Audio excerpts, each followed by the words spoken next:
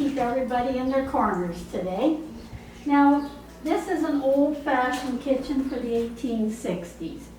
It's built in the 1820s, and in those days they cooked on a fireplace, and that's what I do. There's an arm in the fireplace that swings out. It's called the crane, and you would hang your pots on there if you want to boil vegetables, potatoes, anything like that. And this morning I made a boiled or steamed jam pudding. There it is. So you take your batter, you put it in a bowl, and I put about half a cup of jam in the bottom, put the batter in, and then I tie a piece of cloth over the top, set it in a big pot with half full of boiling water, boiled it for 2 hours, and it makes a very nice cake, but they called it a pudding. Now we would make all kinds of puddings like this. They were very popular in the old cookbooks. Right now I'm working on cookies. And these are a recipe from 1855. And yes, ma'am, you ready to move on? Almost, because Morrisburg is here, they're just talking about the sheet right now. Okay. All right, and so to cook those, we're just going to hang them here on this hook, push them in, and they will cook along, and like a pancake, when they're browned on one side, we'll flip them over to the other side. How long will it take? Well, the first batch always takes longer until the metal of the griddle heats up. Once it heats up, then probably every 15 or 20 minutes you can make cookies. The last thing I'll mention to you is an interesting item called a clock jack. You wind it up, hang it in on the spit, and meat goes on the skewer on the bottom, and it will turn one way, then the other way, and keep the meat moving constantly so you don't have to watch it quite so carefully. All right? Thank you very much. You're welcome. So Diane will meet you at the front, and I believe there's another group waiting to come in. It's going to be a busy afternoon. Thank you very much. You're welcome.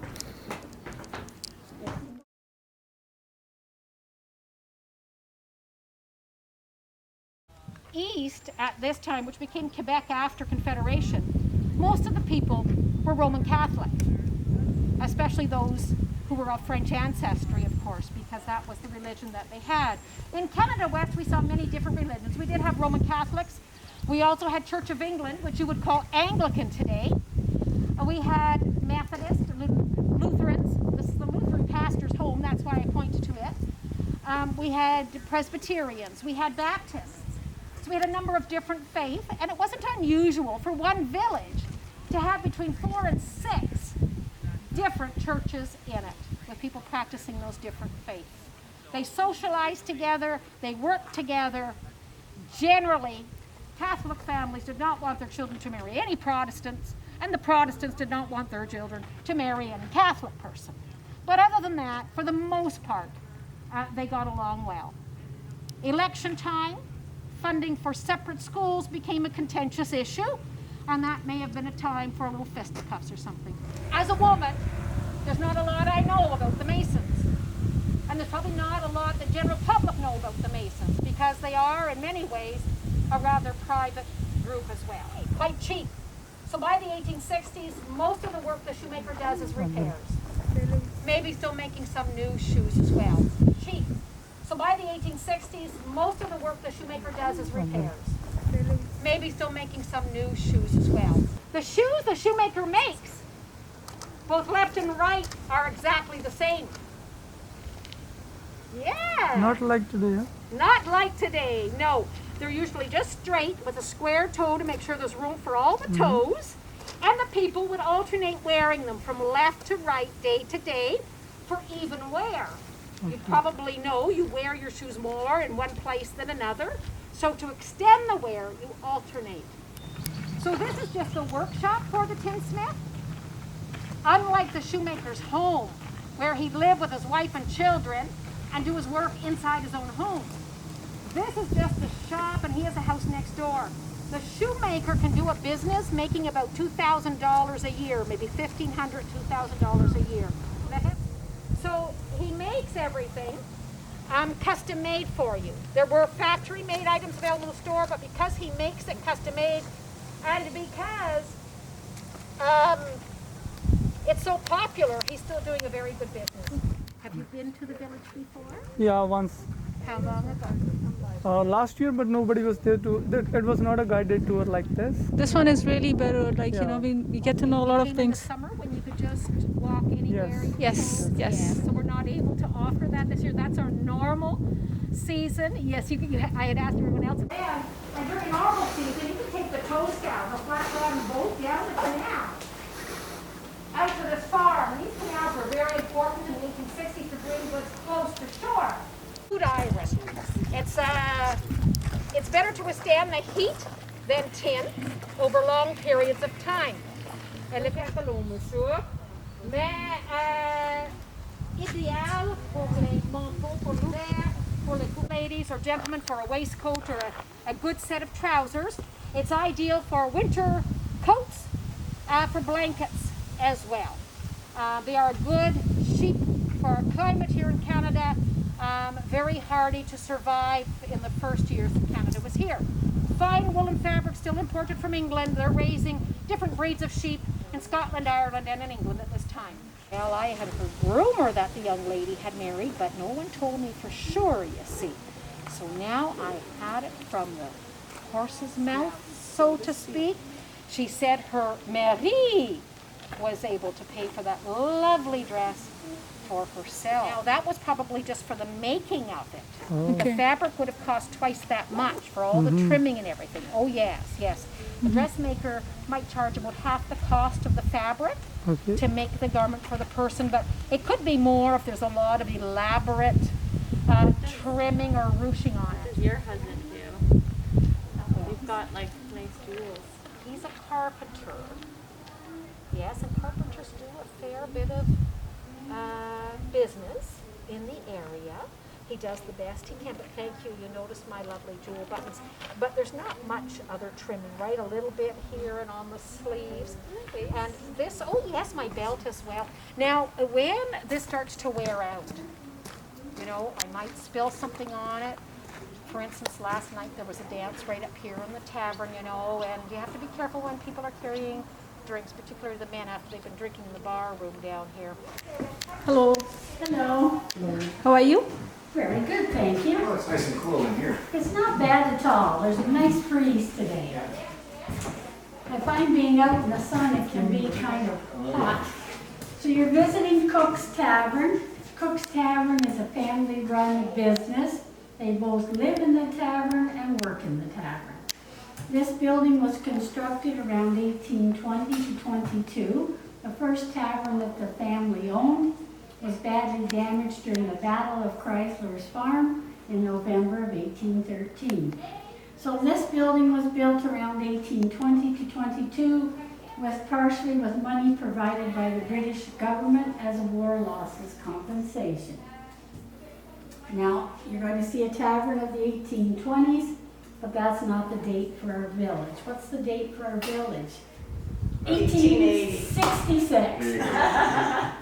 And so between 1820 and 1860, something happened. You'll see a poster there. That's the Grand Trunk Railway going through in the 1850s. So the heyday of people traveling on the stagecoach, coming here for something to eat, drink, and a place to sleep is over. We make most of our money by selling beer and liquor to the local men who come in for refreshments and just to relax a bit. On this side we have a dining room. In the dining room we'll seat 12 people, but it would be rare that we would need that much space unless there was a special event like the village fall fair, or they called it the exhibition, and or maybe the Queen's birthday. And around the corner there's a little room, and that small room is the ladies' parlor. Ladies would not drink in the bar with the men, so the ladies would go in there and have their sherry or wine away from the rowdy men folk in the bar, and of course your husband would go in there, join in, and maybe bring some news to the community. Upstairs we have bedrooms. 35 cents a night, and you could stay in a very simple room. It had a bed, a table with a wash basin and pitcher for you to clean up with, and that's about it. There is quite a lovely, elaborate bedroom for the Cook family as well upstairs. Large ballroom on the second floor, and that would be for musicals, dances, meetings. The Orange Lodge would meet here, the Agricultural Society. If Mr. Cook was involved in local politics, you might have a political meeting there as well. So it was a busy spot if there was a meeting taking place. And then the bar and games room on this side, entirely for the men folk. The board games are set out, chess, checkers, nine-men's, Morris, cards. And the bar as well is a locked, gated bar that opens up when the barkeep is there. And we would keep our money and our valuables and our liquor locked up unless he was there at work. The post office is there as well. You will see toys, tobacco, gentlemen, a little bit of ready-made clothing for gentlemen only, nothing for women or children. All your sewing needs, needles, thread, yarns. I'm sure I've missed some things. Oh, dried food goods like flour, sugar, salt, tea, coffee, spices, dried fruits, figs, dates, and raisins would have been in the store, but no fresh produce. So no fresh fruits or vegetables or fresh meat. Aussi, les chandelles, les lampes, les kerosene. So candles, lamps, kerosene. Really, anything that you would want would be there. Not generally things locally made. You wouldn't have to. You'd make those things yourself, or you could go to someone locally who would make it. Most of the goods in the store are things imported from other countries. So goods were mostly imported from other countries, ordered through wholesalers in Montreal, then shipped this way by boat or by train, you see. Train, the railway's north of here, and the St. Lawrence River is right here. Most customers paid only once a year because most were farmers, and they didn't have cash on hand until they sold their wheat to the miller. Now the miller at the flour mill keeps 1/12 of the grain as his fee. By law, he could not keep any more because that was a farmer's main source of revenue, and the main industry for Canada at this time is agriculture. And England wanted to make sure that this colony survived. So those rules were put in place. So farmers would come in the fall after the harvest. Gentlemen like Mr. Robertson, this well-to-do gentleman, might pay immediately as he's purchasing because he could receive 33% discount off of most of the goods in the store. Huh?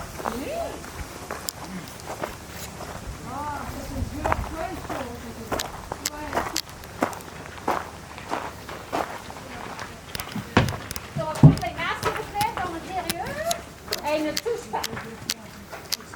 See it? So please don't touch anything and wear your mask as you go. What sort of spices would you be able to get? We have quite a few things. We have ginger, cloves, cinnamon, allspice, nutmeg. Yeah. So it's more trade. I mean, goods are coming from South America, they're coming from Asia, they're coming from China, India. Now, most of those goods overseas are pretty far away. Of course, they would have a good relationship with fascinating for music, for design.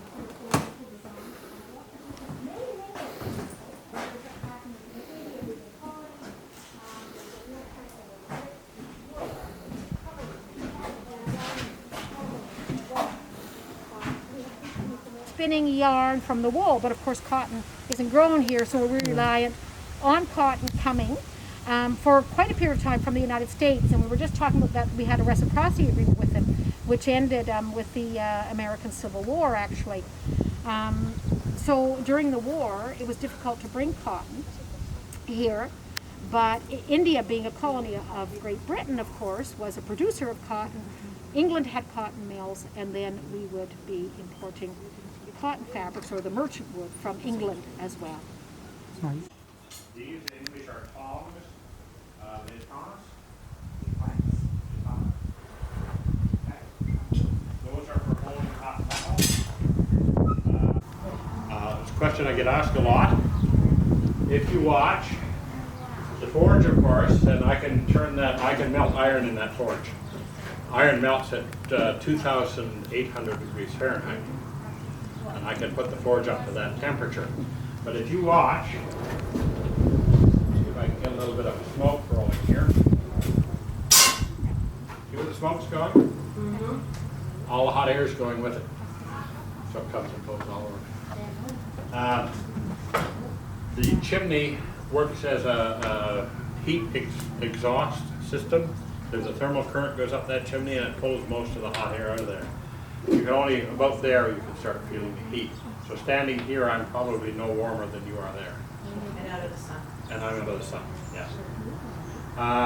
Blacksmith in almost every village in the 1800s. Lots of villages had 2 or 3. I repair pieces of ironwork that get broken. I make new pieces of ironwork that get broken, that don't get broken, I hope. And I shoe horses and oxen. They need the iron shoes on so that you can get the most work out of them over the course of the year. If they aren't shod and you work them too hard, they can become lame. And that probably means their death, because a horse that can't work there's no fucking keeping.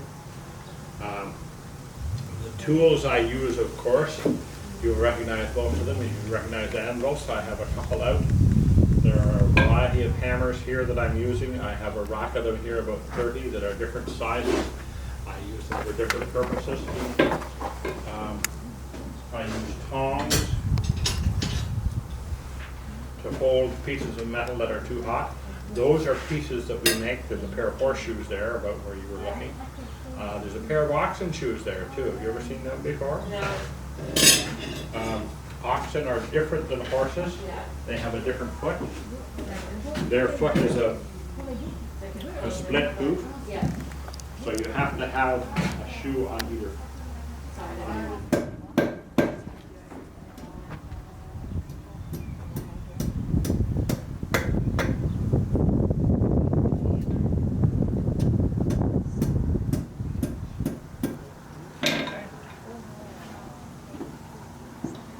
That's what I've done so far. All my pieces away.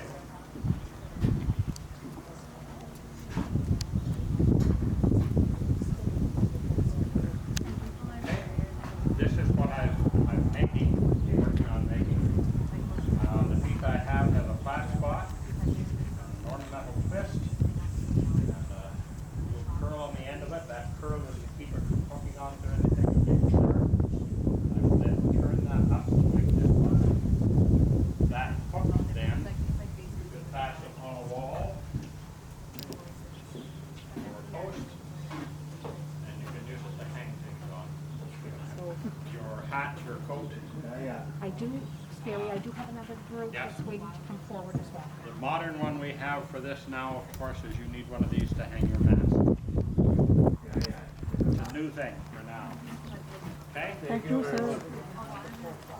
Actually, sub-trade for blacksmith. Right. So you're a generalist. Yes. Well, small town blacksmith, I do all of the work that's required in a small town. I don't usually make weapons. I have worked on the odd thing that could be called a sword, and I have done a little bit of gunsmithing.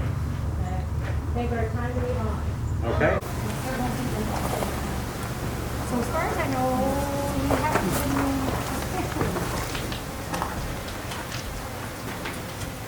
They haven't quite out. Keep them fresh, keep them moving. So let's go this way, Temple.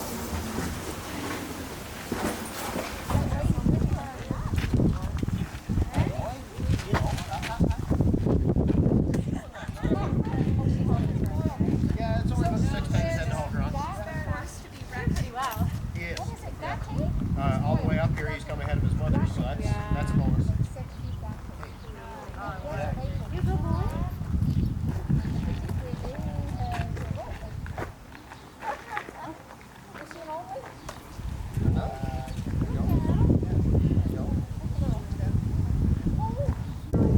From all of the British North American colonies coming together to form the nation that we call Canada. So in